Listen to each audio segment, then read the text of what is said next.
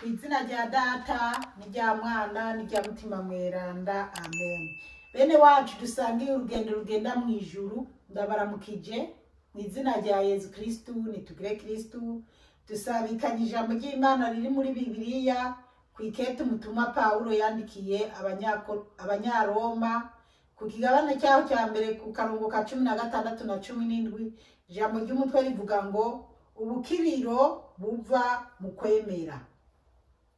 Erega inkuru nziza ntintera isoni, niyo bubasha bw'Imana buzanira ubukiriro uwemeye wese, ubwa mbere umuyuda hanyuma umugereki.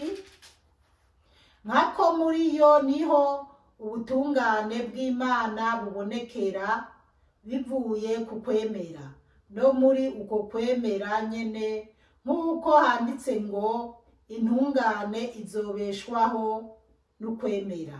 Bene wacu muri Yesu Kristu, ni ijambo ry'Imana, dushima Imana. Aleluya, amen.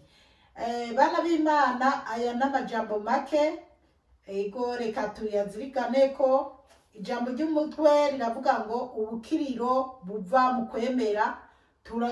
Turacyari kuri Paulo asigurira abanyaroma 16 bavuga ngo erega inkuru nziza ntintera isoni. Aleluya, amen. Bana b'Imana, Paulo aravuga ngo erega inkuru nziza ntintera isoni. None wewe wumva inkuru nziza yo gutera isoni?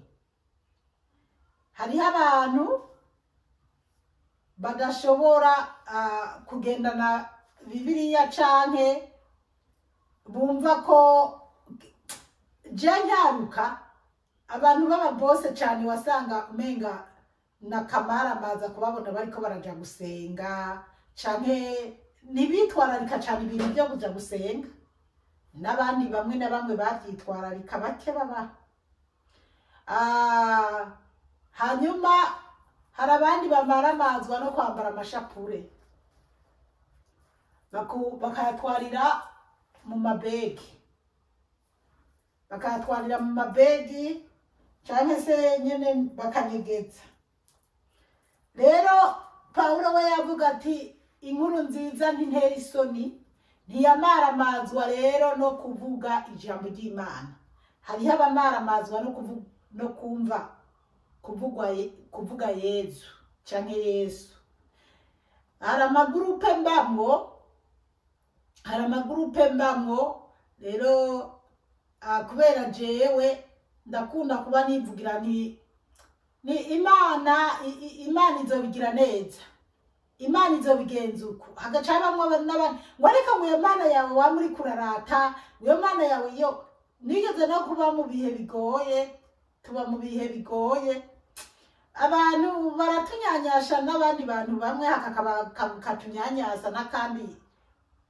Ubwo rero njewe navuga tewe ibyo byose Imana irahari, Imana izobigira neza, buri Imana nsenga ngo ariko ngo iyo Mana yawe wa muri kurarata ngo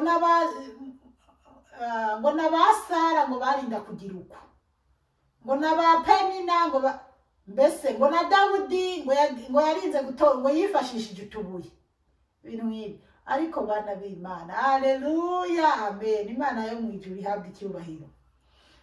Nukuri uko Paulo yavuga ngo erega inkuru nziza ntintera isoni, na jewe nzi Paul umusavyikazi w'Imana nzima, inkuru nziza ntintera isoni. Sintinya kuvuga ibyo mbona ko biri kuri ngomba kuvuga.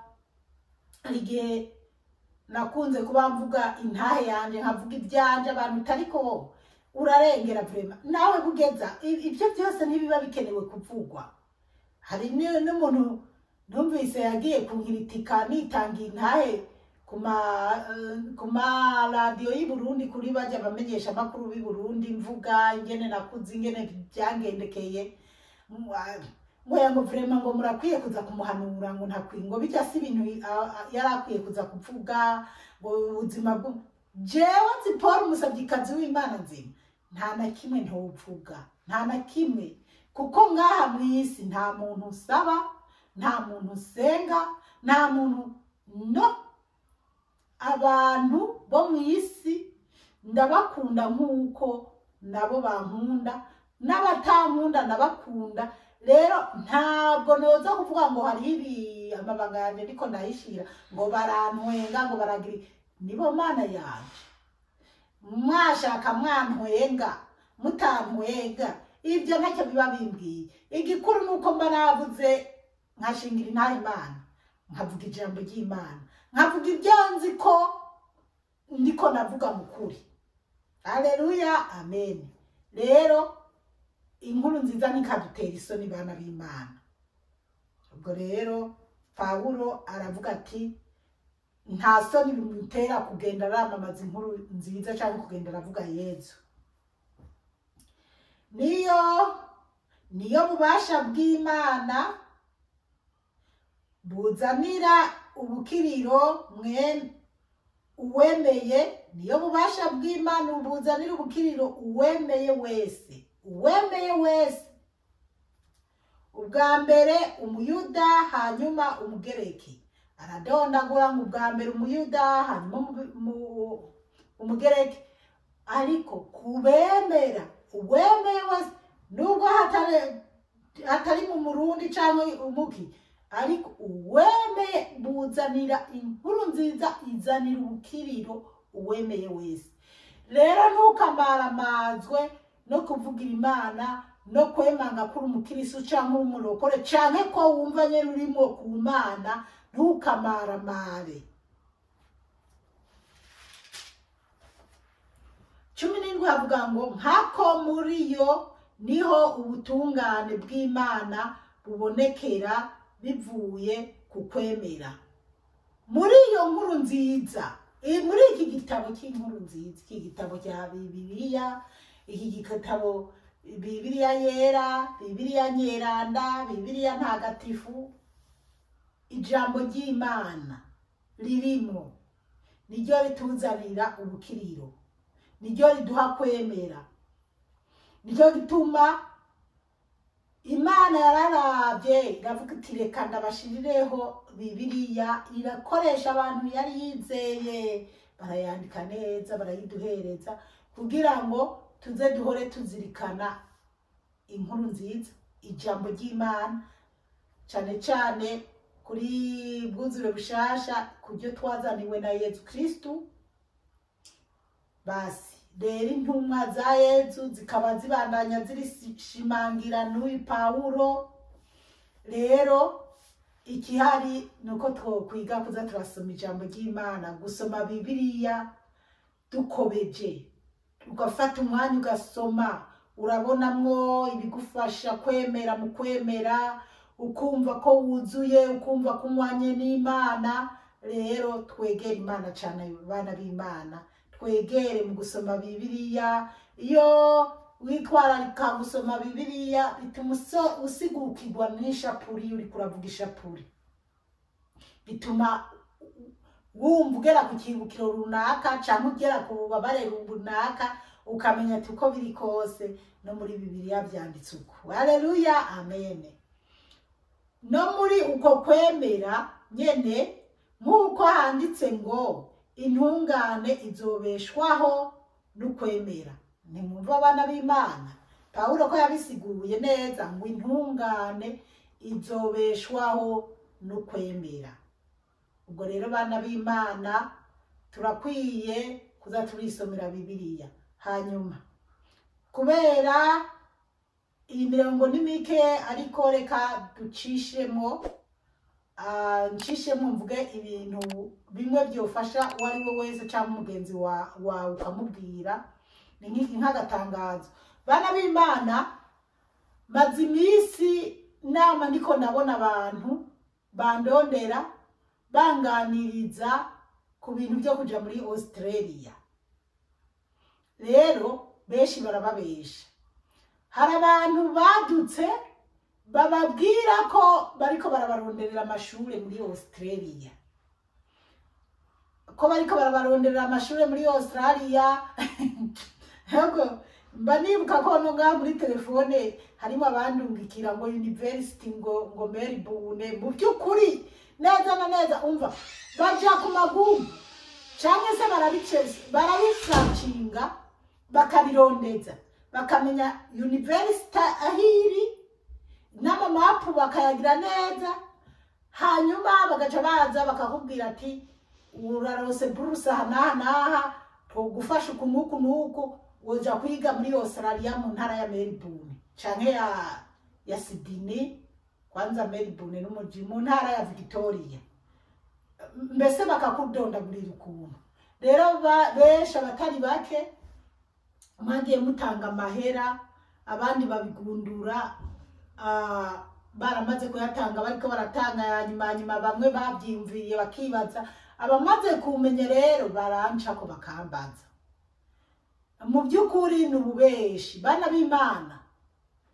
n'ububeshi jana afise musaza wanje mu Burundi ndovuga ko ari umuntu akomeye haji Burundi no ngaha muri Australia bana b'Imana yarahize ahiga amashure ahiga university araheza arafata akayira aza kwikorera ibintu byiwe mu Burundi araza kongera gasubira i Burundi ndibuka ko yigeze kuba leta yasabiye abana bamwe na bamwe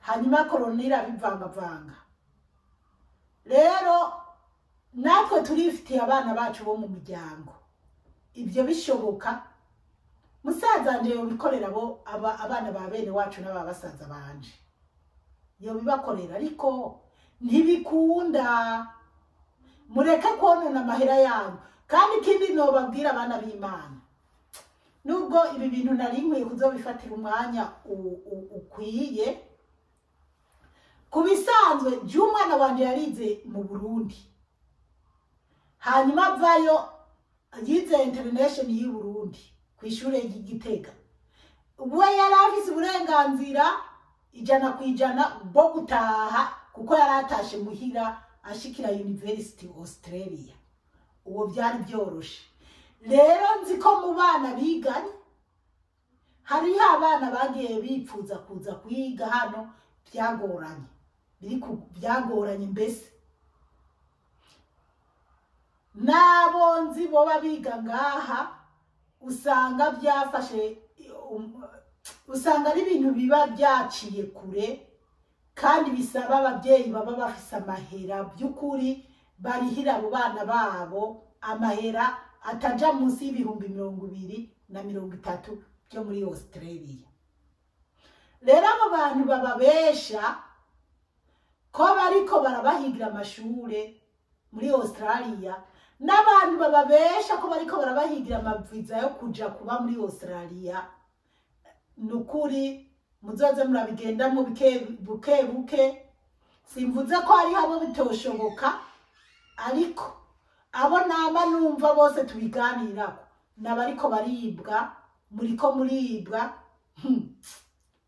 njewe hariyo n'igihe bene wacu bigeze kubona abantu bababesha haji Bujumbura nyimba ari haji Bujumbura bafata amafaranga ngo bariko barariha ngo babajanira abana ngo bazoza muri Australia ahubwo numva babimbwira babinezerewe ko ndaseka ndababwira ni bana ba mama namba muri ibyo mwemwe ngo ya mama wanje ngo bazogenda ku madose yuku hari igihe baba nababesha ngo bazogenda ku madose y'abakongomani mana bantu b'Imana kuba mvuze ibi bintu nukuri nukubacira gace nukubibabwira naba mvuga ati hari ibintu nama ntanga ko karorero mpereye mu muryango wacu ibintu byibereye kubo tuvukana barafata haraba abantu baba bazi ubwenge bakajyana karati nakara yafisa zoyajana nakara yabizazo muga ndabwira bene wacu tiyo bariko barabiba muri Australia sana wo gupfa